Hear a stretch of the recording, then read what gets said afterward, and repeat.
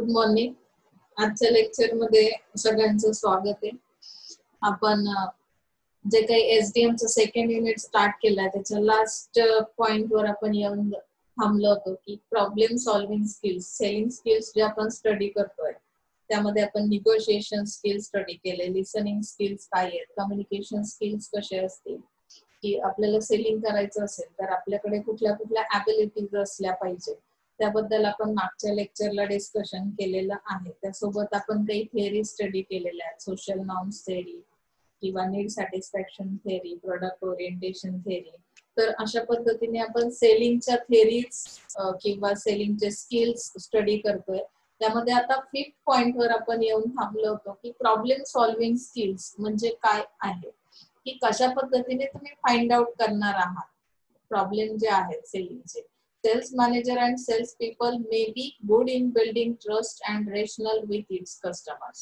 म्हणजे हे दोन पर्सन्स जे आहेत, सेल्स मॅनेजर असेल, सेल्स पीपल असेल, तर ह्या दोघांनी एक बिल्ड करायचे ट्रस्ट त्यांच्या प्रोडक्ट बद्दल, त्यांच्या कंपनी बद्दल कस्टमरच्या माइंड मध्ये.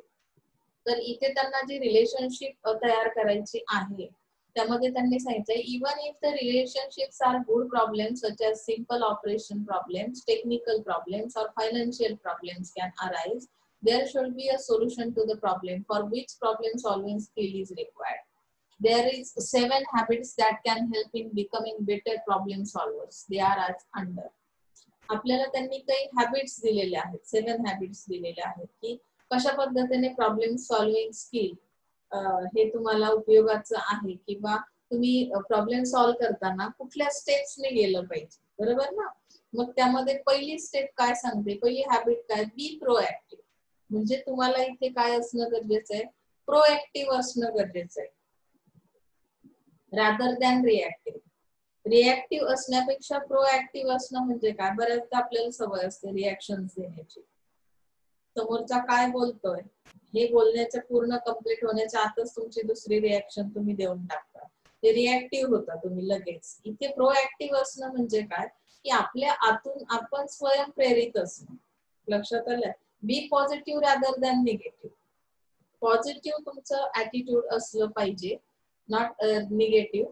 त्यामध्ये त्यांनी काही न्यू आयडियाज आणि सोल्युशन्स जे आहेत ते प्रोव्हाइड करण्याचं स्किल तुमच्याकडे असलं पाहिजे. प्रॉब्लेम कसे सॉर्ट आउट होतात, एखादा प्रॉब्लेम क्रिएट झाला तर मी त्यावर काहीतरी नवीन सोल्युशन दिलं पाहिजे, न्यू आयडियाज माझ्या माइंड मध्ये असल्या पाहिजे as a sales person, as a sales manager. कारण तुम्हीच त्या कस्टमरच्या माइंड मध्ये ट्रस्ट तयार करणार आहात. सेकंड तुमची हॅबिट असली पाहिजे, begin with an end in mind. म्हणजे तुमच्या माइंड मध्येच आपल्याला एंड कुठे करायचा आहे हे माहिती असणं गरजेचं आहे. The objective should be clear. तुमचं ऑब्जेक्ट काय आहे, तिथे आला की तिथे एंड करणार आहे आपण, हे तुमच्या माइंड मध्ये सेट असलं पाहिजे. जसं की फॉर एक्झाम्पल, जसं तुम्ही मार्केटमध्ये जाताना तुम्ही ऑब्जेक्ट काय केलेलं असतं, सेट केलेलं असतं की मग मार्केटमध्ये कशासाठी जात आहे, मला नक्की काय परचेस करायचंय, माझी नीड काय, माझी वॉन्ट काय आहे, हे तुम्हाला माहिती असल्याशिवाय तुम्ही मार्केटमध्ये जाता का. आता एक्सेप्शनल केसेस मध्ये काही लोक आहेत ते उगाचच मार्केटमध्ये फिरत असतात, तो भाग सोडा. पण जनरली जर जनरल पब्लिकचा तुम्ही विचार केला तर ऍज अ कस्टमर म्हणून जेव्हाही मार्केटमध्ये जातो ऑब्जेक्ट फिक्स असतं की मी या शॉप मधून हे परचेस करणार आहे, ही माझी आजची नीड आहे. Is that clear. तसं सेल्स पर्सन आहेत किंवा सेल्स मॅनेजर्स आहेत, त्यांनी ऑब्जेक्ट क्लिअर असले पाहिजे त्यांचे, की मी सेलिंग करतोय म्हणजे माझं सेलिंग पॉइंट कुठला आहे, माझं एंड पॉइंट काय आहे, किंवा मी कस्टमरला कसं ट्रस्ट बिल्ड करू शकतो, तिथपर्यंत आल्यानंतर क्लोज होणार असेल. लक्षात येत आहे. म्हणजे क्लोजिंग कसं करायचं हे तुम्हाला माहिती असलं पाहिजे आणि ऑब्जेक्ट त्यासाठी क्लिअर असणं गरजेचं आहे. माझं सपोज मी ज्या एमने मार्केटमध्ये गेलो होतो, जसं मी आता सांगितलं की तुम्ही मार्केटमध्ये काहीतरी ऑब्जेक्ट घेऊन जाता की मला हे घ्यायचं आहे. आज सपोज तुमचा बर्थडे, मग बर्थडे तुम्हाला बर्थडेसाठी केक परचेस करायचा आहे. मग त्या स्पेशालिटी स्टोअर्स कुठले आहेत की जिथे तुम्ही काय केलेलं आहे, तो केक ऑर्डर केलेला असेल किंवा तुम्ही तिथे ऑन द स्पॉट घेणार असाल. आणि ते घेतल्यानंतर तुमचं एंड म्हणजे क्लोज होतो तिथे सेल. म्हणजे काय, एकदा बाईंग झालं की तिथे सेल क्लोज झाला. म्हणजे हे एंड पॉइंट जो आहे तो तुम्हाला माहिती असला पाहिजे, बरोबर ना. त्यानंतर put first things first, give priority to emerging problems. Put first things first म्हणजे काय? सेलिंग करताना कुठली गोष्ट अगोदर केली पाहिजे. आता तुम्ही जर त्या कस्टमरचा ऍड्रेस विचारत बसला तर चालेल का? फालतूच्या चौकशा करतोय म्हणून तो काय करेल, नेक्स्ट टाइम तुमच्याकडे येणारच नाही. पुट फर्स्ट थिंग्स फर्स्ट म्हणजे काय? इथे काही तुम्ही इंटरव्ह्यू नाही घेता, सेलिंग करायचं आहे. इथे तुम्हाला तुमचा प्रोडक्ट, त्याची क्वालिटी, त्याचे ऍट्रिब्यूट्स, त्याचे बेनिफिट्स हे सगळं मस्ट आहे सांगणं, त्याची प्राइस किती आहे आणि कंपॅरिझन पण करावं लागेल की कॉम्पिटिटर्सच्या प्रोडक्ट पेक्षा माझा प्रोडक्ट कसा बेस्ट आहे. या सगळ्या गोष्टी तुम्हाला काय करायच्या की आता सपोज त्यांनी सांगितले give priority to emerging problems म्हणजे काय की जे प्रॉब्लेम्स येणार आहेत ते कसे सॉल्व्ह करता येतील. सेलिंग करताना मला नक्की कुठला प्रॉब्लेम येतो, माझा कस्टमर कशामुळे बाय करू शकत नाही, तर त्या गोष्टीला तुम्ही फर्स्ट प्रायोरिटी देणं गरजेचं आहे. पुट फर्स्ट थिंग्स फर्स्ट म्हणजे काय की पहिल्यांदा जो प्रॉब्लेम क्रिएट होईल त्याच्यावरचं सोल्युशन माझ्याकडे असलं पाहिजे. Is that clear?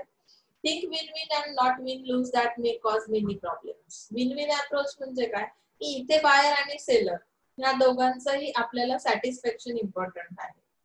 As a buyer म्हणून त्या बायरचा रोल काय आहे किंवा त्याच्या नीड्स काय आहेत, त्याचे एक्सपेक्टेशन्स काय आहेत ते कम्प्लीट होणं गरजेचं आहे. म्हणजे तो कस्टमर तो सॅटिस्फाईड झाला पाहिजे आणि ऍज अ सेलर म्हणून तुम्ही सॅटिस्फाईड असलं पाहिजे. म्हणजे विन विन अप्रोच जो आहे त्या पद्धतीने आपल्याला काय करायचे, प्रॉब्लेम सॉर्ट आउट करायचे आहेत. ना की तुम्ही लॉस मध्ये जा ऍज अ सेलर आणि बायर फक्त सॅटिस्फाईड होईल, तर असं इथे एम नाही. त्यांनी प्रॉब्लेम सॉल्विंग स्किल्स मध्ये काय सांगितलं की दोघांनाही विन विन अप्रोच किंवा विन विन जी काही स्ट्रॅटेजी आहे ती तुम्ही इथे यूज करणार आहात प्रॉब्लेम सॉल्विंग साठी. Seek first to understand then to understood. पहिल्यांदा समजून घेणं खूप गरजेचं आहे आणि नंतर तुम्ही ते समजून सांगणार आहात. म्हणजे काय की तो प्रॉब्लेम अगोदर समजून घ्या, अंडरस्टँड करा. बाहेरचे जे प्रॉब्लेम्स आहेत ते तुम्हाला समजलेच नाही तर तुम्ही कशा पद्धतीने ते अंडरस्टूड कराल.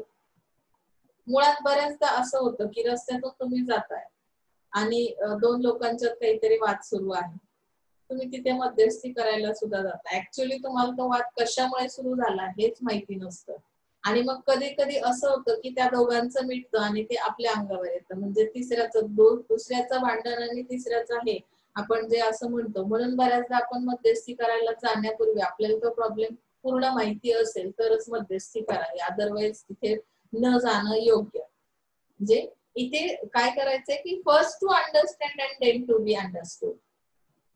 Bring out the best in everyone म्हणजे काय आहे की प्रत्येकाला त्यातून जे आउटकम्स मिळणार आहेत ते बेस्ट असले पाहिजे.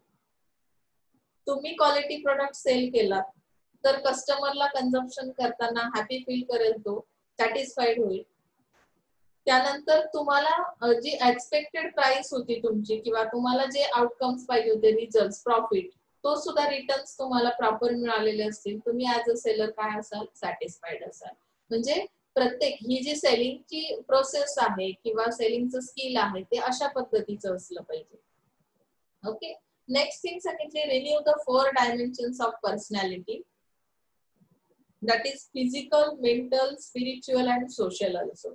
आता जी काही पर्सनॅलिटी आहे ऍज अ सेल्समन म्हणून प्रॉब्लेम सॉल्व्ह करताना तुमच्याकडे पर्सनॅलिटी पण असली पाहिजे. फिजिकल बघा, काही चेहरे पाहिल्यानंतरच असं वाटतं, आपण ट्रस्ट करतो की हा आपल्यासाठी काहीतरी करू शकेल, म्हणजे आपले प्रॉब्लेम सोडवू शकेल. काही चेहरे असे असतात की त्यांच्याकडे पाहिल्यानंतर वाटतं हाच मोठ्या प्रॉब्लेम मध्ये आहे की काय. म्हणजे इथे आपल्याला फिजिकल डायमेन्शन आहे तुमच्या पर्सनॅलिटीचं. सेकंड थिंग आहे मेंटल, तुम्ही कसा विचार करता. आता मेंटल म्हणजे इथे मेंटल वेडा वगैरे आपण कन्सिडर करायचं नाही, की तुमची मेंटॅलिटी, तुमची थिंकिंग पॉवर कशी आहे, तुम्ही लॉजिक्स किती तुमचे डेव्हलप झालेले आहेत. एखादा प्रॉब्लेम तुमच्या समोर ठेवला तर त्यावर तुम्ही कशा पद्धतीने सोल्युशन्स काढू शकता.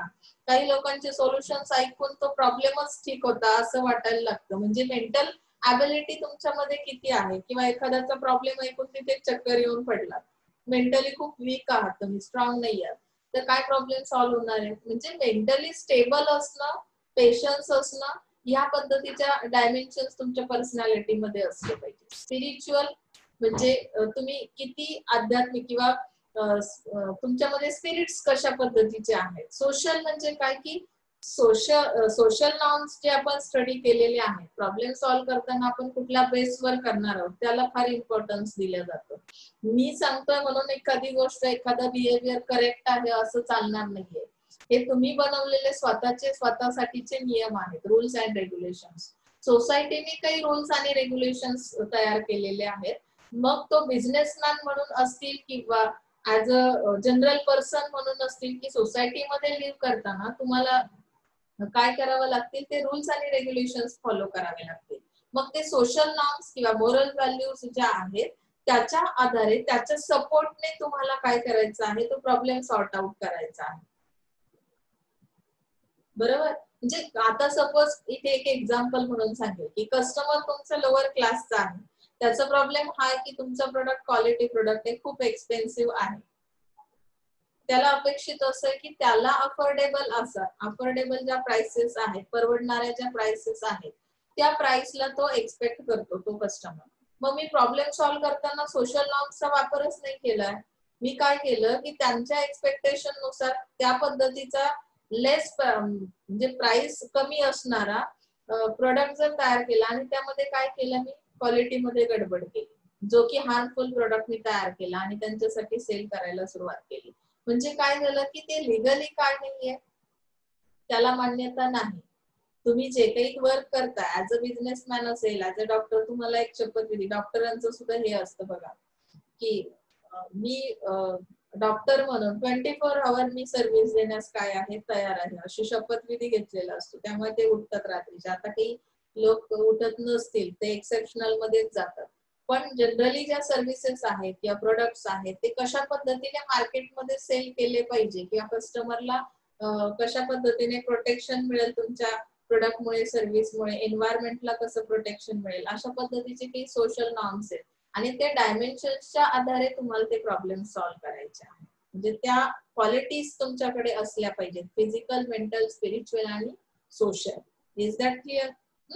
कॉन्फ्लिक्ट मॅनेजमेंट स्किल कसं आहे बघा. आता कॉन्फ्लिक्ट मॅनेजमेंट स्किल मध्ये त्यांनी सांगितलंय की जर मला एखादं कॉन्फ्लिक्ट काय करायचं असेल, की सेल्स ऑर्गनायझेशन आहे आणि त्यांच्यामध्ये बऱ्याच टाईपचे कॉन्फ्लिक्ट्स असतात, तर ते कसे मी अवॉइड करू शकतो. In sales, conflicts can arise due to disagreement of targets and objectives and priorities. म्हणजे आता ऑर्गनायझेशन्स जे असतात त्यांनी डिसएग्रीमेंट ऑफ टार्गेट्स म्हणजे काय, की त्यांनी जे अग्रीमेंट केले होते त्याच्या बाबतीत त्यांनी इन्कार केलेला आहे, की आम्ही सपोज एखादी ऑर्गनायझेशन दुसऱ्या ऑर्गनायझेशनला रॉ मटेरियल प्रोव्हाइड करणार आहे असं एक अग्रीमेंट तयार केलं की 5 वर्षासाठी ते अग्रीमेंट होतं. मध्येच त्यांनी काय केलं की ते अग्रीमेंट तोडून टाकलं. तर अशा केसमध्ये असे जर कॉन्फ्लिक्ट तयार झाले तर मी काय केलं पाहिजे, ते कसे मॅनेज केले पाहिजे. तुम्ही म्हणाल मॅडम सोपं आहे, मॅनेज करायचं म्हणजे काय?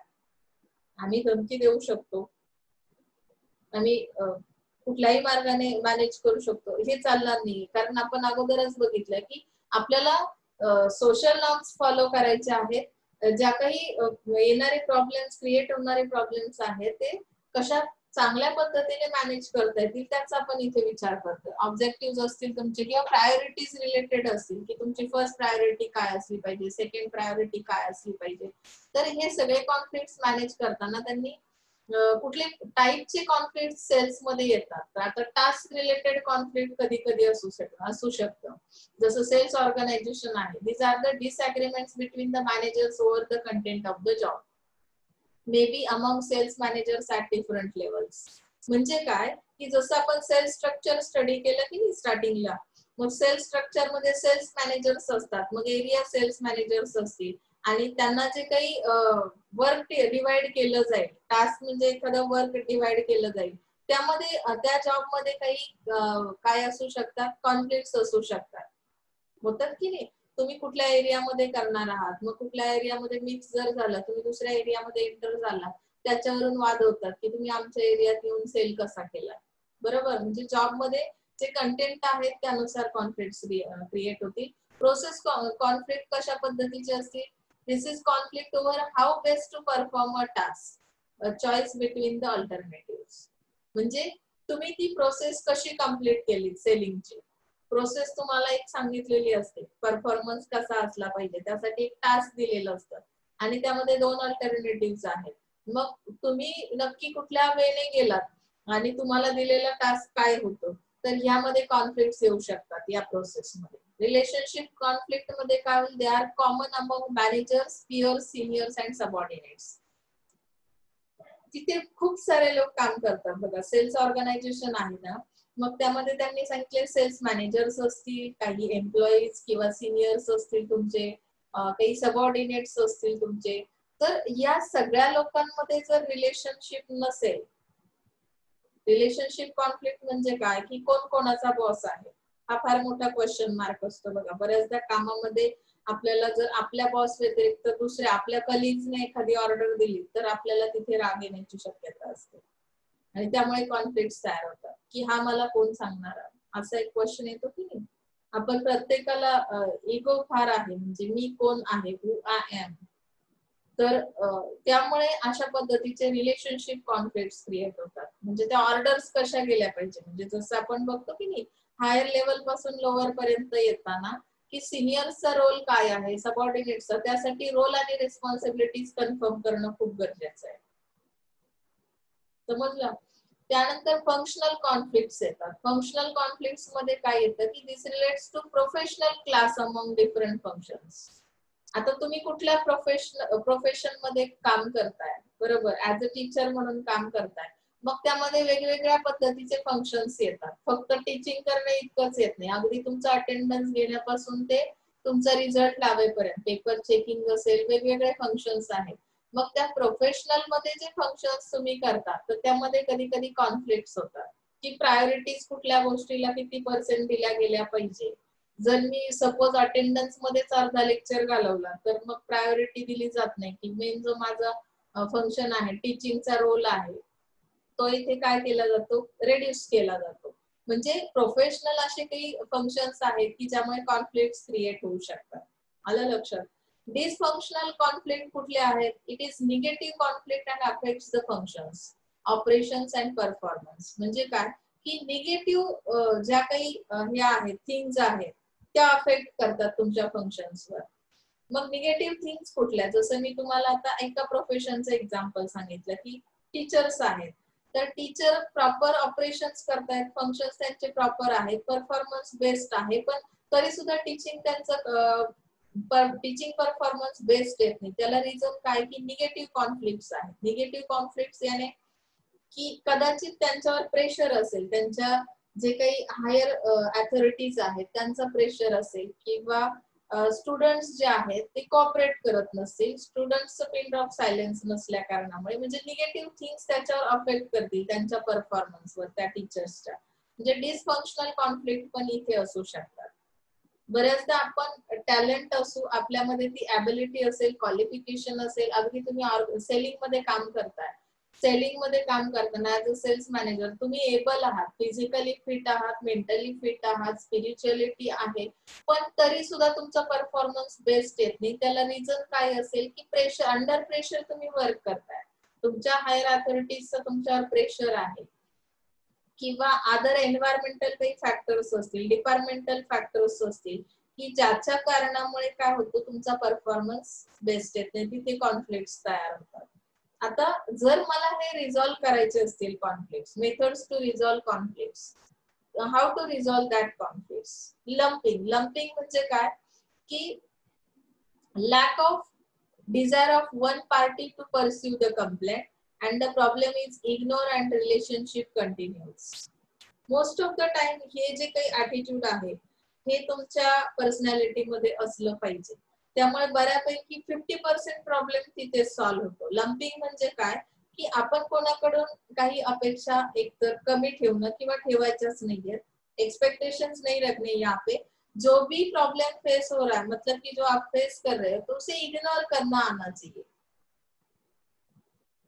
इग्नोर करणं कसं जमेल, तुम्ही म्हणाल मॅडम शक्यच नाही, ह्या कानातून ऐकलं तर ह्या कानातून जात नाही, झटकन जात नाही, ते इथे बसतं आणि मग ते इथे गेलं की डोक्यात गेलं की मग ते बाहेर येतं, बरोबर ना. तर इथे असं करायचं नाही. आपल्याला काय करायचंय, की ज्या काही कंप्लेंट्स आहेत, जे काही कॉन्फ्लिक्ट्स आहेत, त्याला थोडस आपल्याला इग्नोर करायचं आहे. अदर पार्टी जे आहेत त्यांचा रोल त्या करणारच आहे. तुमच्यामध्ये काही वीक पॉइंट्स दिसले तर ते क्लेम करतील, कंप्लेंट करतील, पण काही वेळेस ते प्रॉब्लेम आपल्याला काय करावे लागतात, इग्नोर करावे लागतात आणि रिलेशनशिप कंटिन्यू करावी लागते. अवॉइडन्स मध्ये सुद्धा तेच आहे बघा. It refers to exit from the relationship between the two parties. Relationship कोणामध्ये असते, वन इंडिव्हिज्युअल पर्सन मध्ये असते का, नाही. त्यासाठी नेसेसरी आहे देर आर टू पार्टीज. मग आपण काय करतो की अवॉइडन्स करायचा. मग कसा करणार, कॉन्फ्लिक्ट नाही करायचंय आपल्याला. मग त्यामध्ये आपण रिलेशनशिप मधून बाहेर येतो. दोन पार्टीज असतील, त्यांच्यामध्ये कॉन्फ्लिक्ट तयार झालं, मला रिझॉल्व्ह करायचंय, म्हणजेच काय करणार मी, अवॉइडन्स करणार, म्हणजे त्या रिलेशनशिप मधून बाहेर पडणार. कोर्शन म्हणजे काय, it is imposing the decision of one party on another. म्हणजे इथे एक प्रकारे जोर जबरदस्ती करणे ज्याला आपण म्हणतो, की डिसिजन घेण्यासाठी आपण दुसऱ्यावर कोर्शन म्हणजे लादतो एखादा डिसिजन, आणि ते जे काही कॉन्फ्लिक्ट आहे ते रिझॉल्व्ह करण्याचा प्रयत्न करतो. तू असंच कर किंवा हे असं केलंस तरच हा प्रॉब्लेम सॉर्ट आउट होईल, जे एक प्रकारे जबरदस्ती केली जाते इथे. नेक्स्ट थिंग सांगितली की निगोशिएशन. निगोशिएशन म्हणजे काय, की both the parties in settlement of conflicts, the settlement of the issue is acceptable or satisfactory to both the parties. Negotiation करून दिलं, दोन लोकांच्यात वाद होता, मग त्यांची सेटलमेंट केली. सेटलमेंट मध्ये त्यांचे जे काही इश्यूज आहेत तर ते सॉल्व्ह केले गेले, आणि ते सॉल्व्ह अशा पद्धतीने केले की दोन्ही पार्टीज त्यामध्ये सॅटिस्फाईड होते. बऱ्याच आपण असं बघतो की ही सेटलमेंट करणं म्हणजे that is called negotiation. Meditation करणं म्हणजे काय आहे, आता कशा पद्धतीने रिझॉल्व्ह केला जातो conflict. This means the resolution of conflict by third party who help the two parties reach a settlement. म्हणजे थर्ड पार्टी इथे काय करते, त्या दोन पार्टीजला सेटलमेंट करून देते मेडिटेशनच्या थ्रू. आर्बिट्रेशन मध्ये काय केलं जातं की there is a third party who is arbitrator and he is appointed on mutual consent and his decision is accepted by both the parties.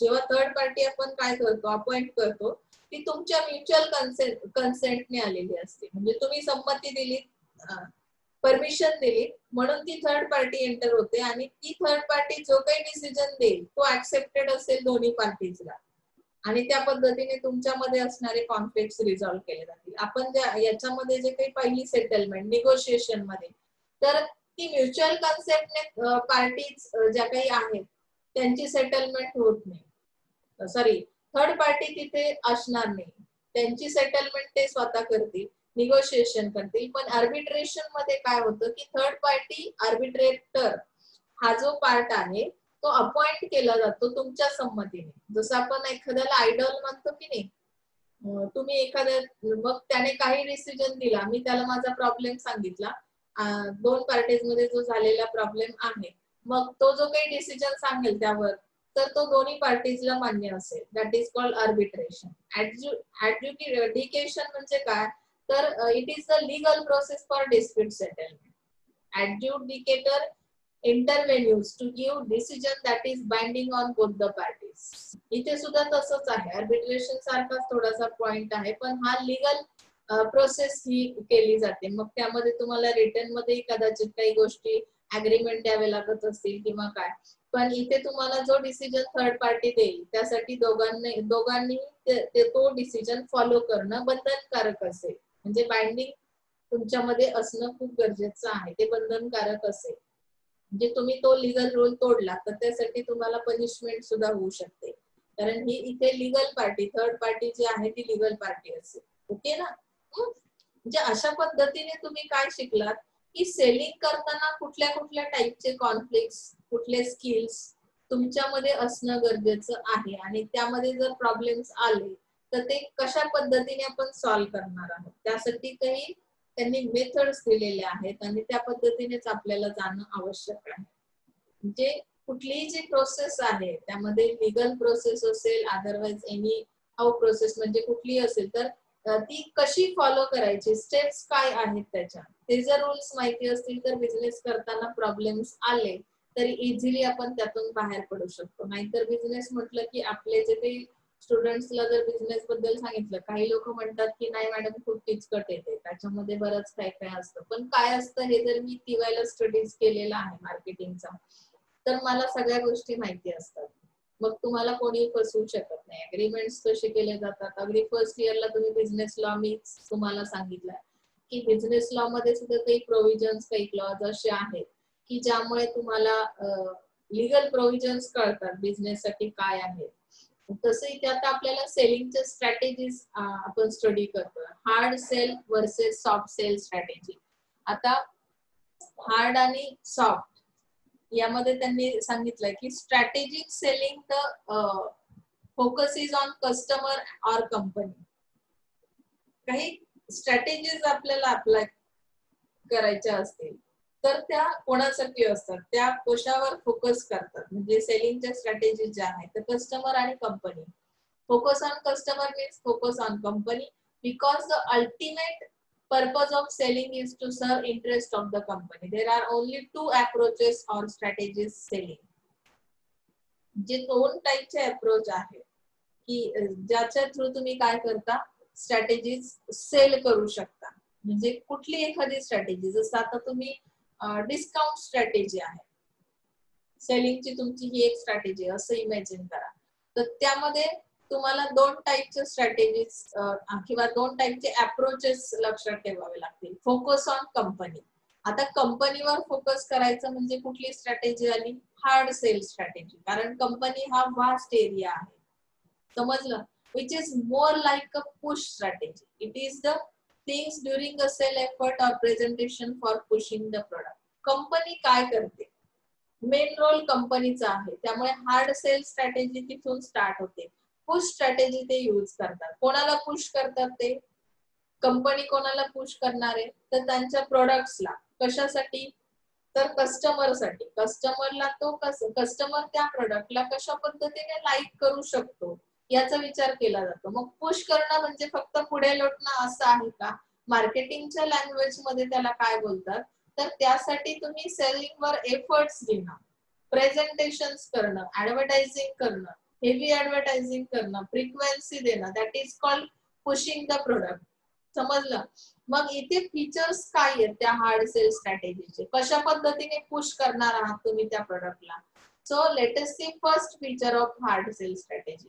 C it has concern for the company. म्हणजे ही जी strategy आहे ती कंपनीशी related असेल. It is one way presentation. Company push करते म्हणजे company काय करेल, प्रेझेंटेशन अरेंज करेल. It focus on talking than listening. ते काय करणार आहेत, पुश करणार आहेत म्हणजे त्यांनी स्वतः बोलणं खूप गरजेचं आहे. Communication is very very important in that process. It focus on talking, that means not listening. They have to talk much more with their customers related to their products. Okay ना. म्हणजे इथे काय करणार आहेत ते, की फोकस करतील talking वर. प्रेझेंटेशन करतात म्हणजे त्यांना बोलणं गरजेचं आहे, ते ऐकून घेणं हा पार्ट नंतरचा येतो. जेव्हा कंपनी एखाद्या प्रोडक्टला लॉन्च करते तेव्हा ऍडव्हर्टायझिंगच्या थ्रू ते काय करतात, बोलत जातात, प्रेझेंट करत जातात त्याचे features, attributes. Is that clear. त्यानंतर सांगितलं it pushes the product. Automatically त्याला पुशअप मिळतो. इथे describe the features of the product. Features explain केले की आणखी त्याचा इफेक्ट जास्त होतो, आणखी त्याला पुश केलं जातं. It advocates without acknowledging. म्हणजे काय केलं जातं इथे, की ते डायरेक्टली तुम्हाला काय देतात, म्हणजे ऍडवाइस देतात की हा जर प्रोडक्ट तुम्ही घेतला तर कदाचित तुमच्यासाठी किती बेस्ट असेल किंवा फ्युचर मध्ये तुम्हाला त्याचे बेनिफिट्स काय मिळतील. म्हणजे एक्नॉलेजिंग म्हणजे काय, की त्यांनी काही सांगण्यापूर्वी कस्टमरने, जसं आपण फर्स्टली काय करतो, कस्टमरच्या नीड्स, वॉन्ट्स, डिमांड्स ते सगळं स्टडी केल्यानंतर आपण काय करतो की काही सजेशन्स प्रोव्हाइड करतो. पण इथे कंपनी पुशअप करते म्हणजे काय, की ऍडवाइस देत राहते कस्टमरला. ओके ना. Focus on customer. आता जी काही आपण hard sell versus soft sell strategy बघतोय त्यामध्ये फोकस ऑन कंपनी हा एक अप्रोच तुम्हाला या स्ट्रॅटेजी मध्ये सेलिंगच्या ठेवायला लागेल. आणि सेकंड तुमचा अप्रोच असेल फोकस ऑन कस्टमर. आता कस्टमरवर फोकस जेव्हा केलं जाईल that means it is called a soft sell strategy. जेव्हा कंपनीवर फोकस केला that means it is hard sell strategy. बरोबर. आता सॉफ्ट सेल स्ट्रॅटेजी मध्ये काय केलं जाईल, पुल स्ट्रॅटेजी. पुश करणं आणि पुल करणं या दोन गोष्टींमध्ये डिफरन्स आहे आणि तो तुम्हाला 100% माहिती आहे. It induces customers to ask for the product. म्हणजे कस्टमरला इथे विचारलं जातं प्रोडक्ट बद्दल. म्हणजे जसं की it is concern for the customer features मध्ये सांगितलंय. It focuses more on listening than on talking. म्हणजे कस्टमरच्या ज्या काही कंप्लेंट्स आहेत, रिक्वायरमेंट्स आहेत, त्या ऐकून घेतल्या जातील. That means it focus on more on listening not on talking. यावेळी तुमचा रोल काय झाला, चेंज झाला सॉफ्ट सेल स्ट्रॅटेजी मध्ये. It provides buying opportunities. Buying opportunities provide करणं म्हणजे नक्की काय असतं, तर त्यांना वेगवेगळ्या पद्धतीच्या काय देणं, स्ट्रॅटेजीज त्यांच्यावर अप्लाय करणं. वेगवेगळ्या प्राइसिंग रिलेटेड स्ट्रॅटेजीज असतील, प्रमोशन रिलेटेड असतील, तर त्या अप्लाय करणं म्हणजे काय आहे की त्यांना अपॉर्च्युनिटीज प्रोव्हाइड करणं. लक्षात येत आहे. जसं पेनिट्रेशन प्राइसिंग स्ट्रॅटेजी आहे. तुम्ही काय केलं की त्याचा जो काही एंट्रीला कस्टमरला जेव्हा तुम्ही न्यू प्रोडक्ट देता तेव्हा त्याची प्राइस खूप लेस ठेवली. म्हणजे काय केलं तुम्ही, ते अपॉर्च्युनिटी प्रोव्हाइड केली की ऍटलीस्ट वन टाइम यूज केल्यानंतर तुम्हाला त्याचे फीचर्स कळतील, त्याचे रिझल्ट्स कळतील आणि त्यानंतर तो कस्टमर अट्रॅक्ट होईल. म्हणजे अपॉर्च्युनिटीज प्रोव्हाइड करणं. That means it emphasises on presenting the product benefits. म्हणजे प्रोडक्टचे बेनिफिट्स इथे तुम्हाला सांगावे लागतील. It acknowledges the needs. इथे पहिल्यांदा कस्टमरच्या नीड्स काय आहेत ते समजून घेतलं जाईल. ओके. तर क्लायंट सेंटर्ड स्ट्रॅटेजी काय आहे? Client centred strategy is more customer oriented than the soft sell strategy assumes that the customer is the supreme. म्हणजे क्लायंट हा कोण आहे तुमचा? कस्टमर सेंटर ही स्ट्रॅटेजी आहे. These buyers require constant attention from the seller for new orders, delivery of goods, payment related issues, after sale service, maintenance service, etc. म्हणजे तुम्हाला client center strategy मध्ये काय करतो, बायर जो आहे तुमचा, कस्टमर जो आहे, त्याचं अटेन्शन कशावर असेल की सेलर नक्की काय नवीन देणार आहे मार्केटमध्ये. जसं आपण दिवाळी आली की कोणाकडून कुठल्या ऑफर्स येणार आहेत, बरोबर, कुठल्या ब्रँडसाठी कुठल्या ऑफर्स आहेत, यावर आपलं लक्ष असतं. किंवा पेमेंट रिलेटेड काही इश्यूज असतील ते कसे सॉल्व्ह केले जातात. मग ऑनलाईन पेमेंट सिस्टीम असेल किंवा कॅश डिलिव्हरी असेल, यामध्ये सगळे जे काही तुमचे प्रॉब्लेम्स आहेत, आफ्टर सेल सर्व्हिसेस कशा पद्धतीने प्रोव्हाइड केल्या जातात, त्यामध्ये आणखी काही ते ऑफर प्रोव्हाइड करणार आहेत का, यावर तुमच्या बायरचं म्हणजे कस्टमरचं अटेन्शन असेल या क्लायंट सेंटर स्ट्रॅटेजी मध्ये. आता त्यासाठी त्यांनी sales executive should orient themselves to shift in focus. It can be of two types. Sales एक्झिक्युटिव्हचा रोल इथे क्लायंट सेंटर स्ट्रॅटेजी मध्ये त्यांनी मेन्शन केला की दोन प्रकारे तुमचा रोल असेल. मग तुम्ही कशावर फोकस करणार आहात, प्रोडक्ट सेंट्रिक सेलिंग आणि क्लायंट सेंट्रिक सेलिंग. जसं आपण hard sell strategy, soft sell strategy आपण कशामध्ये पाहिली की पहिला जो पार्ट आपण स्टडी केला की नाही, focus on company, focus on customer. Okay. तसं आता इथे तुम्हाला क्लायंट सेंटर स्ट्रॅटेजी मध्ये product centric selling, it emphasis on product knowledge and features. म्हणजे जर प्रोडक्ट वर तुम्ही कॉन्सन्ट्रेट करणार आहात तर प्रोडक्ट बद्दल नॉलेज तुम्हाला असणं गरजेचं आहे, त्याचे फीचर्स माहिती असणं गरजेचं आहे. Sales representative seeks to be accepted as reliable source of information. म्हणजे तुमच्याकडे ऍज अ सेल्स रिप्रेझेंटेटिव्ह म्हणून जी काही इन्फॉर्मेशन आहे कस्टमर बद्दल ती कशी असली पाहिजे, किंवा तुम्ही जे सोर्सेस यूज केले ती इन्फॉर्मेशन मिळवण्यासाठी ते रिलायबल असले पाहिजे, ऍक्सेप्टेबल तशी ती इन्फॉर्मेशन असली पाहिजे. Efforts are put on research and development by the seller. म्हणजे सेलर ज्यावेळी सेलिंग करणार आहे एखाद्या प्रोडक्टचं, त्यावेळी तो प्रोडक्ट किती क्वालिटी प्रोडक्ट आहे हे जर मला एक्सप्लेन करायचं असेल तर त्यासाठी मी त्याची क्वालिटी चेक केली पाहिजे. Research and development, R&D department जे काही वर्क करतं त्यासाठी, त्याच्या थ्रू मी काय करणं गरजेचं आहे, कन्फर्मेशन घेणं गरजेचं आहे. Selling tactics are influence by the past performance of product and competition and current situation also. म्हणजे सेलिंग मध्ये जे काही प्रॉब्लेम्स क्रिएट होतात किंवा त्याचा इन्फ्लुएन्स कशावर होतो, past performance of the product किंवा कॉम्पिटिशन मुळे असे प्रॉब्लेम्स तुम्हाला फेस करावे लागतात, किंवा जी काही सध्याची मार्केटची करंट सिच्युएशन आहे त्यामुळे तुम्हाला सेलिंग मध्ये प्रॉब्लेम्स फेस करावे लागतात. मग तुम्हाला मुळात त्या प्रोडक्टचा परफॉर्मन्स इम्प्रूव्ह करावा लागेल. ओके ना. क्लायंट सेंट्रिक सेलिंग म्हणजे काय, तर इथे तुमच्या क्लायंट बद्दल it emphasis on knowledge level of client. तुमच्या क्लायंटला मुळात मार्केटचं किती नॉलेज आहे ते तुम्हाला अगोदर माहिती असलं पाहिजे. 0% नॉलेज असेल आणि तुम्ही कुठल्या स्ट्रॅटेजीज अप्लाय करायला गेलात तर त्या त्याला समजणारही नाहीये. म्हणून अगोदर त्याच्या नॉलेजची लेवल चेक करा क्लायंटच्या. त्यानंतर एफर्ट्स घ्या सेलर्सने. R&D डिपार्टमेंटच्या थ्रू तुम्ही काय करणार आहात, रिलेशनशिप्स तयार कराल तुमच्या क्लायंट सोबत. फर्स्ट थिंग आहे नॉलेज लेवल चेक करा, नंतर रिलेशनशिप क्लायंट सोबत तयार करा.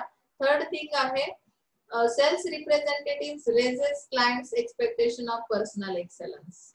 म्हणजे तुमच्या क्लायंटचे एक्सपेक्टेशन्स काय आहेत तर ते रेज करा तुमच्या पर्सनल एक्सलन्सने. म्हणजे काय की तुमचं स्वतःचा जो काही नॉलेज आहे किंवा तुमचा जो टॅलेंट आहे त्याच्या बेसवर तुम्ही त्यांचे एक्सपेक्टेशन्स काय करा, वाढवा. म्हणजेच मार्केटमध्ये अधिक काय मार्केट आपल्यासाठी करू शकतं अशा पद्धतीचे एक्सपेक्टेशन्स तयार करा.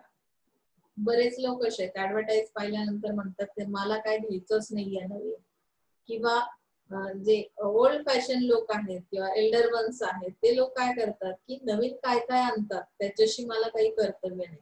तर अशा पद्धतीचा क्लायंट जर तुमचा असेल तर त्याचे जे काही एक्सपेक्टेशन्स आहेत ते रेज करा. आणखी पुढे काय येईल, आता काही लोक कसे 3G आल्यानंतर 4G कधी येईल, 4G आल्या म्हणजे त्यांचे एक्सपेक्टेशन्स वाढत जातात. ते कशामुळे की ऍज अ सेल्स रिप्रेझेंटेटिव्ह तुम्ही काय केलं की client centric selling strategy apply केली, त्यांना रोज नवीन काहीतरी घेण्याची सवय केली. ओके ना. Strategies and tactics are directed to future growth. म्हणजे तुम्हाला जे येणारे प्रॉब्लेम्स आहेत या स्ट्रॅटेजीज अप्लाय करताना किंवा काय त्याचा इम्पॅक्ट हा इन फ्युचर तुमच्या ग्रोथ वर तुमच्या होणार आहे किंवा डेव्हलपमेंट वर होणार आहे. लक्षात आलंय.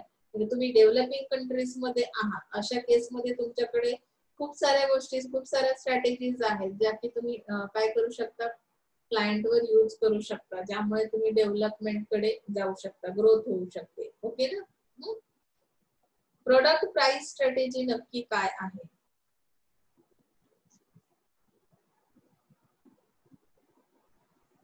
प्रोडक्ट प्राइस मध्ये सांगितलं की the general principle of selling is higher the quality of the product. म्हणजे हायर क्वालिटीचे प्रोडक्ट्स असतील तर त्याच्या प्राइसेस हाय असणार आहे आणि लोअर क्वालिटीचे प्रोडक्ट्स असतील तर त्याच्या प्राइसेस लो असतील. मग त्यांनी सांगितलं की चायनीज प्रोडक्टची क्वालिटी लो आहे त्यामुळे त्याच पद्धतीचे त्यांचे प्राइस सुद्धा आहे. बरोबर ना. मग त्यामध्ये त्यांनी आणखी एक गोष्ट मेन्शन केली की लो इन्कम ग्रुप कस्टमर जो आहे तो कुठल्या पद्धतीचे प्रोडक्ट्स बाय करतो, लो प्राइस गुड्स ते काय करतात परचेस करतात.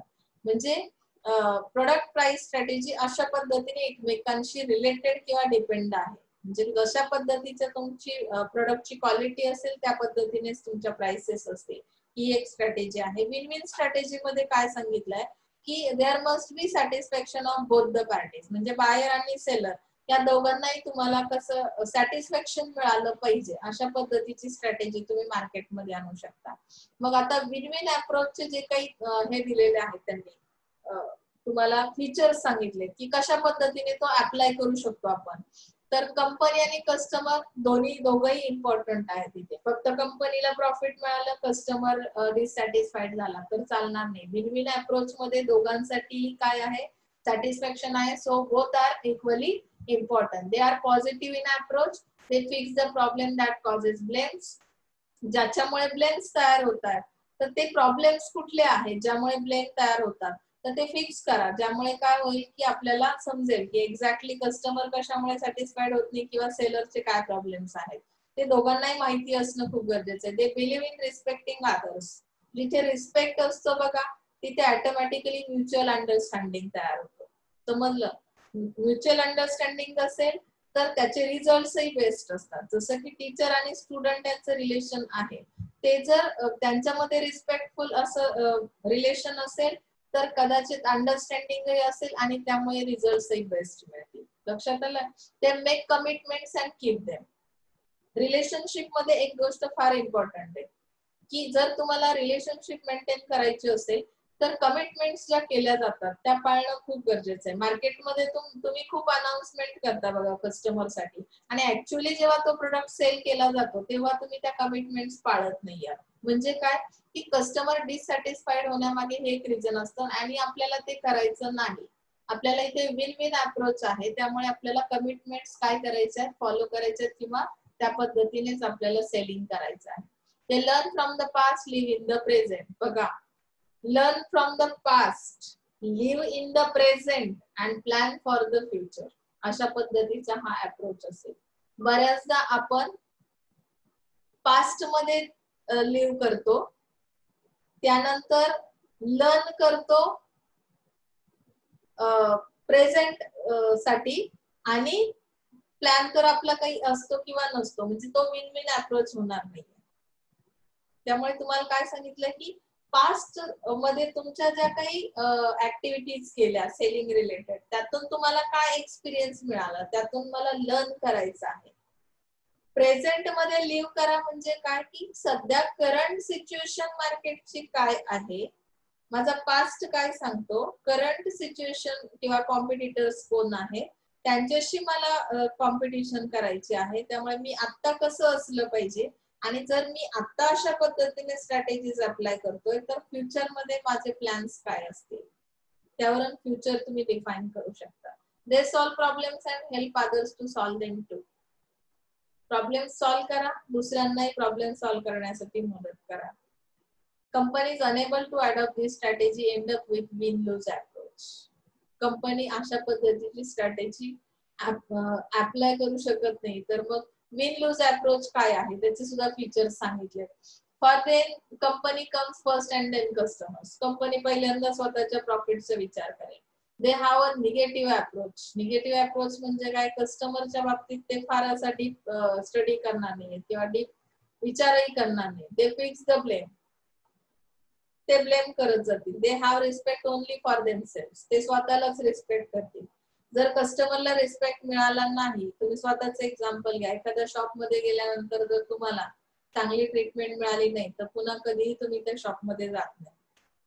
1000 कॉम्पिटिटर्स मार्केटमध्ये आहेत, आणि मग अशा वेळेस त्या कंपनीचा लॉस होतो, त्या शॉपचा किंवा जो सेलर आहे त्याचा लॉस असणार आहे. त्यामुळे रिस्पेक्ट देणं खूप गरजेचं आहे कस्टमरला सुद्धा. पण विन लूज अप्रोच मध्ये ते होत नाही. They make false commitments. म्हणजे चुकीच्या कमिटमेंट्स मार्केटमध्ये देतात, पास्ट मध्ये जगतात. म्हणजे आम्ही पूर्वी खूप मोठे होतो किंवा आम्ही राजघराण्याशी संलग्नित आहोत. बघा, बऱ्याचदा लोकांचं बोलणं असतं की आम्ही अमुक एका घराण्याशी संलग्नित आहोत किंवा त्यांचे वारस आहोत. पण तुम्ही पास्ट मध्ये जगू नका. आता तुम्ही काय स्वतः करताय याचं खूप इम्पॉर्टन्स आहे. चुकीच्या गोष्टीचा अभिमान बाळगू नका, किंवा ज्या पास्ट मध्ये घटना घडून गेल्या तर करंट सिच्युएशन तुमची काय आहे त्याच्यामध्ये जगायला शिका. बरोबर. दे सी प्रॉब्लेम्स इन सेलिंग. ते फक्त सेलिंगला काय प्रॉब्लेम्स येतात तेवढंच बघतात. कस्टमरचे प्रॉब्लेम्स अवॉइड केले जातात विन लूज अप्रोच मध्ये. जे कंपनी स्वतःवरच जास्त फोकस करते, कस्टमरवर नाही.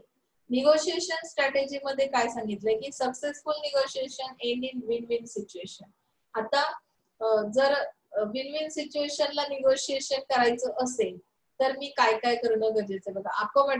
अकोमोडेटिंग करणं म्हणजे काय, this involves maintaining relations between the two parties at any cost. म्हणजे सेलर आणि बायर जो आहे किंवा कंपनी आणि कस्टमर जो आहे त्या दोघांमध्ये सुद्धा काय असलं पाहिजे, रिलेशन असलं पाहिजे.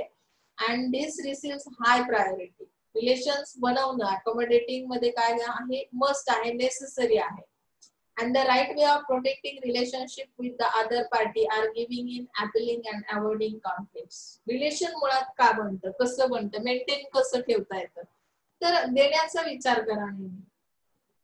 कस्टमर असेल किंवा कंपनी असेल, बायर असेल, सेलर असेल, इथे काय करायचे प्रत्येकाने, giving, appealing and avoiding conflicts. Conflicts avoid केले की ऑटोमॅटिक रिलेशन मेंटेन राहतं. समजलं? अकोमोडेटिंग म्हणजे समजलं. नेक्स्ट थिंग आहे collaborating. It is cooperative approach. आता कोऑपरेशन कसं केलं जातं, मुळात पर्सनल रिलेशनशिप तुमची स्ट्रॉंग नसेल, मेंटेन नसेल तर कोऑपरेशनचा पार्टच येत नाही ना. तुम्ही कोऑपरेशन कोणाला करता, हा अप्रोच केव्हा येतो, जेव्हा तुमचं विन विन अप्रोच असेल. म्हणजे for the settlement the positive attitude of collaborators are important. म्हणजे पॉझिटिव्ह ऍटिट्यूड येण्यासाठी सेटलमेंट साठी तुम्हाला काय करणं गरजेचं आहे, कोलॅबोरेशन करणं, कोलॅबोरेटर्स असणं खूप गरजेचं आहे. त्यासाठी इंटरपर्सनल रिलेशनशिप मेंटेन करावी लागेल. समजलं? त्यानंतर थर्ड मध्ये काय सांगितलंय, कॉम्प्रोमाइजिंग. कॉम्प्रोमाइजिंग करणं म्हणजे काय, तुम्ही कॉम्प्रोमाइज करता की नाही बऱ्याचदा रिलेशन मध्ये. सेम सेलिंगची जी काही प्रोसेस आहे, सेलिंग मध्ये सेलर, बायर, कंपनी, कस्टमर हे जे काही पार्ट्स आपण स्टडी करतो त्यांनाही कॉम्प्रोमाइज करावं लागतं. This approach means that both the parties adopt mini win win mini lose approach. म्हणजे दोघांनाही थोडं थोडं कॉम्प्रोमाइज करावं लागतं. थोडं माझं चालेल, थोडं तुझं चालेल. म्हणजे काय की ते कॉम्प्रोमाइज केलं आपण कुठल्या तरी एका गोष्टीसाठी. म्हणजे थोडासा lose approach, mini win mini lose approach. Controlling strategy मध्ये काय केलं जातं, how to control the factors. मग त्यामध्ये सांगितलं दिस the controller uses the power or aggression appropriate to defend the position. म्हणजे तुम्ही तुमच्या पॉवरचा, तुमच्या राईट्सचा वापर कराल. इथे तुमच्या पोझिशनचा यूज करून काय कराल की तुम्ही कशा पद्धतीने विन करू शकता याचा काय केला जाईल, प्रयत्न केला जाईल. म्हणजे ती स्ट्रॅटेजी कंट्रोलिंग स्ट्रॅटेजी असेल. कोण कंट्रोल करू शकतो कोणाला. तुमच्याकडे जर ऍज अ कस्टमर काही राईट्स दिलेले आहेत तर त्याचा वापर करा. जर मार्केटमध्ये काही चालत असेल, आज 10 रुपीजला एखादा प्रोडक्ट सेल केला, उद्या त्यांनी 20 रुपीज प्राइस टाकली त्याच प्रोडक्टसाठी, तर हे चालणार नाही. मग कस्टमर राईट्स काय सांगतात किंवा तुम्ही काय ऑब्जेक्शन घेऊ शकता, लिगली त्यांच्यावर काय कंप्लेंट करू शकता. तर हे राईट्स तुम्हाला माहिती असतील तर तुम्ही ती प्रोसेस कंट्रोल मध्ये आणू शकता. किंवा ऍज अ सेलर म्हणून तुमच्याकडे काही राईट्स आहेत, कस्टमर तुम्हाला कशाही पद्धतीने बोलत असेल तरी सुद्धा तुम्ही त्याच्यावर ऍक्शन घेऊ शकता. म्हणजे कंट्रोलिंग स्ट्रॅटेजी मध्ये काय केलं जातं की जिथे जिथे नेसेसरी आहे तिथे तो कंट्रोलिंगचा पार्ट म्हणजे अग्रेसिव्हली यूज केला जातो. तुमचे जे काही राईट्स आहेत, तुमची पोझिशन आहे त्याचा वापर करून. लक्षात आलं? अवॉइडिंग म्हणजे काय की इट इम्प्लाइज इव्हॅसिव्हनेस. म्हणजे इथे आपल्याला काही गोष्टी अवॉइड कराव्या लागतात की ज्याच्यामुळे फ्रस्ट्रेशन येतं. आता मग त्यामध्ये दोन्ही पार्टीज हे अवॉइड करू शकतात. पर्सनल और corporate goals are not met nor are the interpersonal relationship maintain. तुमची रिलेशनशिप पण मेंटेन नाही किंवा तुमचे गोल्स पण काय होत नाही की जुळत नसतील. म्हणजे आता पर्सनल गोल्स काही वेगळे असतात, ऍज अ सेलर म्हणून तुमचे गोल्स डिफरंट असतील आणि ऍज अ पर्सन म्हणून इंडिव्हिज्युअल तुमचे गोल्स डिफरंट असतील. आणि जेव्हा तुम्ही त्या ऑर्गनायझेशन साठी ऍज अ सेल्स पर्सन काम करताय तेव्हाचे ऑर्गनायझेशनचे गोल्स डिफरंट असतील. मग त्या गोष्टी कशा होत नाही की त्याचं रिलेशन बनत नाही किंवा तुमची जी इंटर रिलेशनशिप आहे कंपनीशी किंवा त्या मॅन्युफॅक्चररशी, तर त्यामुळे काय होतं की अवॉइड करणं काही गोष्टी खूप गरजेचं असतं. जेव्हा कुठल्याच गोष्टीत तुमचं मिळतं जुळतं असत नाही त्यावेळी काही गोष्टी सोडून द्याव्या लागतात आणि त्याच पद्धतीने तुम्हाला परफॉर्मन्स. इथे lose win, it is lose win posture in which the avoider stance is to live lose allowing the other party to win. तुम्ही कुठेतरी एक पाय मागे घेतलात की दुसरी पार्टी जिंकते. म्हणजे काही गोष्टी तुम्ही सोडून द्याव्या लागतात. बरोबर ना? म्हणजे कॉम्पिटिशन मध्ये तुम्ही हे बघता की नाही, जेव्हा मैदानी खेळ वगैरे खेळता तेव्हा तुम्हाला हा अनुभव येतो. आता लास्ट पॉइंट तुमचा आहे या युनिटचा, consumer selling versus organisational selling. आपलं आता हे खूप वेळेस झालंय पण पुन्हा एकदा आपण ओव्हरव्ह्यू म्हणून घेऊया. कंझ्युमर गुड्स कसे आहेत, that goods are general. Sales person should have the knowledge about special features of attributes. जेव्हा कस्टमर साठी सेलिंग केलं जातं तेव्हा त्या प्रोडक्टचं अप टू डेट नॉलेज त्या सेल्स पर्सनला असणं गरजेचं आहे. Organisational selling means the sales person must have the complete detailed knowledge about the product specification, quality, suitability to the buying organization. म्हणजे इथे ऑर्गनायझेशनल सेलिंग मध्ये एक ऑर्गनायझेशन जेव्हा दुसऱ्या ऑर्गनायझेशनला एखादं प्रोडक्ट सेल करते तेव्हा जो कोणी सेल करणारा सेल्स पर्सन आहे त्याच्याकडे प्रोडक्ट रिलेटेड स्पेसिफिक असं नॉलेज असलं पाहिजे. म्हणजे त्याची क्वालिटी कशी आहे, त्याची सुटेबिलिटी कशी आहे, कुठल्या एन्व्हायरमेंट मध्ये तो कशा पद्धतीने प्रोटेक्ट केला पाहिजे, तर अशा पद्धतीचं नॉलेज तुमच्याकडे असलं पाहिजे. सेकंड थिंग सांगितली, second point, for consumers the product or brand is important and not the company. म्हणजे कंझ्युमर साठी प्रोडक्ट किंवा ब्रँड हा इम्पॉर्टंट असेल, कंपनीचं इम्पॉर्टन्स कस्टमरच्या माइंड मध्ये नसतं. कंझ्युमर कस्टमरला जेव्हा सेल केला जातो. But in organizational selling, the salesperson has more knowledge about the company than the required for selling to the customer. म्हणजे इथे प्रोडक्ट किंवा तुमचा जो ब्रँड आहे त्यापेक्षा इम्पॉर्टंट काय आहे की तुमची ऑर्गनायझेशन कुठली आहे, तुमची कंपनी कुठली आहे, कारण इथे ऑर्गनायझेशन टू ऑर्गनायझेशन सेलिंग होतं. लक्षात आलं? Sales person only has to assess only the mood or behaviour pattern of the buyer. म्हणजे सेल्स पर्सनला इथे काय फक्त फोकस करायचं आहे की माझ्या कस्टमरचं बिहेवियर कसं आहे, सीबी कसं आहे. पण ऑर्गनायझेशनल सेलिंग मध्ये काय आहे की sales person should closely study the buyer concern divisions or unit and sales people to be successful. म्हणजे इथे बायर कन्सर्न डिव्हिजन्स म्हणजे काय की खूप साऱ्या डिव्हिजन्स आहेत बायरच्या. जसं आपण सेगमेंटेशन बघितलं की नाही, groups of customers are there. मग ते ग्रुप्स कसे बनले, त्यासाठी बेस्ट काय होता की एज नुसार ते ग्रुप्स बनले, सेक्स नुसार बनले, एज्युकेशन नुसार बनले, इन्कम सोर्स नुसार बनले. आणि मग ह्या सगळ्या डिव्हिजनचा मला स्टडी करावा लागेल ऑर्गनायझेशनल सेलिंग मध्ये. आणि प्रत्येक युनिटवर स्टडी करून मग मला काय करणं गरजेचं आहे की ऑर्गनायझेशनल सेलिंग करणं गरजेचं आहे. आता फोर्थ फॅक्टर दिला, interaction process between the sales person and buyer is simple. Simple का आहे, कस्टमरला मला एखादं प्रोडक्ट सेल करायचे, मी त्यांना अट्रॅक्ट करेल, अवेअर करेल आणि त्या पद्धतीने सेलिंग करेल, म्हणजे सिम्पल आहे. पण ऑर्गनायझेशनल सेलिंग मध्ये सांगितलंय की interaction process between the sales person and the buyer is complex. कारण दोन कंपनीज आहेत, इथे दोघांचं जे काही एरिया आहे स्टडीसाठी तो मोठा आहे. इथे सीबी स्टडी केलं की झालं, पण इथे तेवढासा एरिया लहान नाहीये स्टडीचा, त्यामुळे हे जरा कॉम्प्लेक्स असणार आहे. Negotiation is short and confined to the price. Negotiation खूप शॉर्ट असेल, म्हणजे कस्टमरला जेव्हा तुम्ही एखादा प्रोडक्ट सेल करता तेव्हा जे काही निगोशिएशन केलं जातं ते प्राइस रिलेटेड असेल आणि शॉर्ट असेल. आता ऑर्गनायझेशनल सेलिंग मध्ये जे निगोशिएशन केलं जातं ते प्राइस पण असेल. त्यामध्ये एक ऑर्गनायझेशन दुसऱ्या ऑर्गनायझेशनला जी डिलिव्हरी देते, डिलिव्हरी शेड्यूल्स कसे असतील, पेमेंट्स कशा पद्धतीने दिले जातील, तर ह्याचं निगोशिएशन केलं जाईल. लक्षात येत आहे? Relationship building is sell to sell. म्हणजे इथे रिलेशनशिप कशी बनते, कंझ्युमर सेलिंग मध्ये सेल टू सेल, आणि ऑर्गनायझेशनल याच्यामध्ये लॉंग टर्म साठी ती रिलेशनशिप असते. म्हणजे काय की इथे कंझ्युमर सेलिंग मध्ये एकदा प्रोडक्ट सेल केलं की तिथे तुमचा विषय संपलेला आहे. पण ऑर्गनायझेशन टू ऑर्गनायझेशन जेव्हा सेलिंग केलं जातं तेव्हा ते लॉंग टर्म साठी तुम्ही अग्रीमेंट्स करता आणि त्यामुळे लॉंग टर्म रिलेशनशिप बिल्ड होते. Marketing intelligence skill is useful. तुम्हाला मार्केटिंग इंटेलिजन्स हा टॉपिक आहे आणि तो महत्वाचा आहे कंझ्युमर सेलिंग मध्ये. Marketing intelligence skill is essential. इथे गरजेचंच आहे ते.